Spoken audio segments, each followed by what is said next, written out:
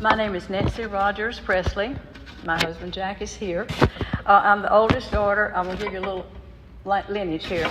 The oldest daughter of Orrin Julian Rogers Sr. and Jane Estelle Mara Rogers. I'm the granddaughter of William Henry Doc Mara and Estelle Efird Mara. The great-granddaughter of John Solomon Efird and Bertha Estelle Snuggs Efird. And I'm honored to be here today to do this. It is such an honor to give you some information about the amazing life of this man, John S. Efird, whom my mother affectionately referred to as Granddaddy Efird. John Solomon Efird was born January 27, 1857 in Stanley County. He was the firstborn of Irenaeus Polycarp Efird and Mary Catherine Treese Efird. He was married twice, first to oh, you got her picture too. Oh, wonderful. He was married twice, first to Sophronia Isabel Foreman, with whom he had seven children. He had 5 sons and 2 daughters. The 2 daughters, the 2 daughters died early in life. The first was 5 weeks old, and the other at 4 years old. And then they raised the 5 sons. Sophronia died on December 12th of 1899. His second wife was Bertha Estelle Snuggs. They had no children together, but John wanted a daughter, so they adopted Minnie Estelle on August 31st of 1904, and she was 4 years old. And that's my grandmother. That's a picture of her at 9 years old. I have that one in my house.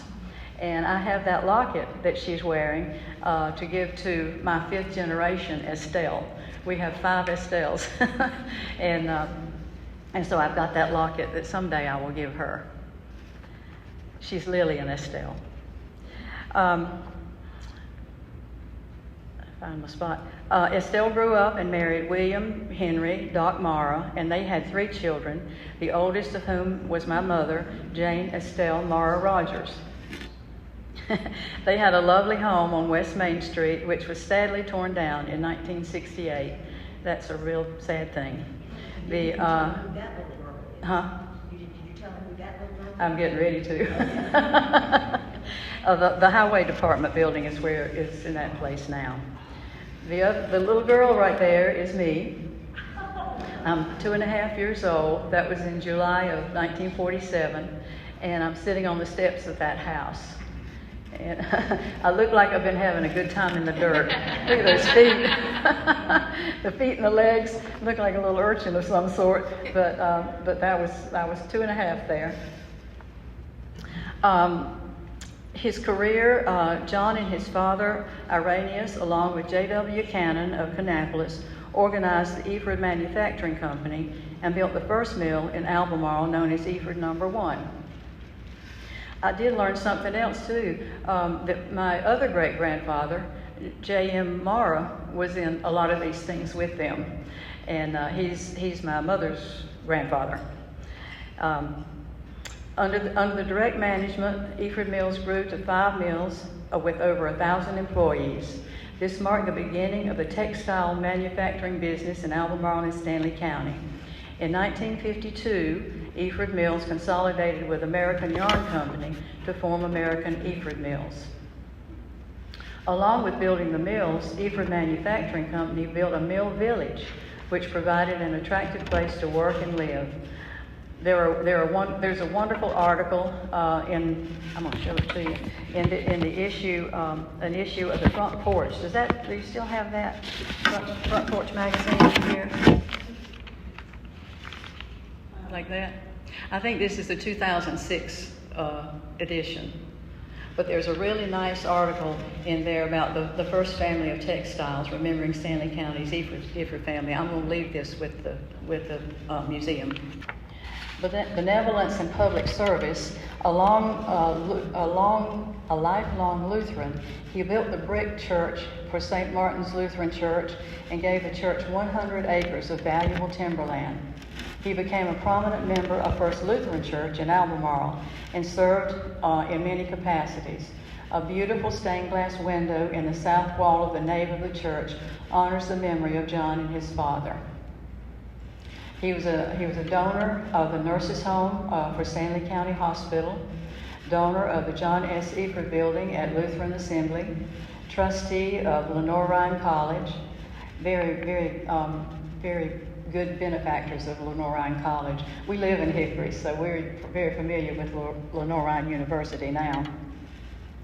Trustee of Jackson Training School, an official of Wiscasset Mills Company, Tuscarora Mitten Cotton Mills, Cabarrus Bank and Trust, Cannon Manufacturing Company of Kannapolis, director of Wachovia Bank and Trust. He also served as a state senator from his district in 1907 and 1915. And I learned a lot from Molly. I learned a lot of other things he was involved in too. I didn't know about the phone company and They were all connected, weren't they? they were, yeah, they were. And the reason we're here today is because he was a director of the corporation formed on August 12 of 1919 to develop, improve, beautify, and keep in good condition the old Albemarle Cemetery. However, he is buried in Fairview.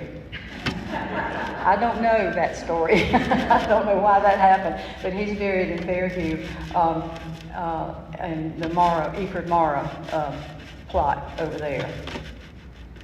He died on January 19, 1927, from pneumonia at the age of 70, just a couple weeks shy of his 70th birthday. The family story goes that he and another man drove back from Salisbury on a cold, maybe snowy night in a Model T Ford, and he became sick with pneumonia, which he never recovered from. His funeral was well attended, as you can see. Look at that.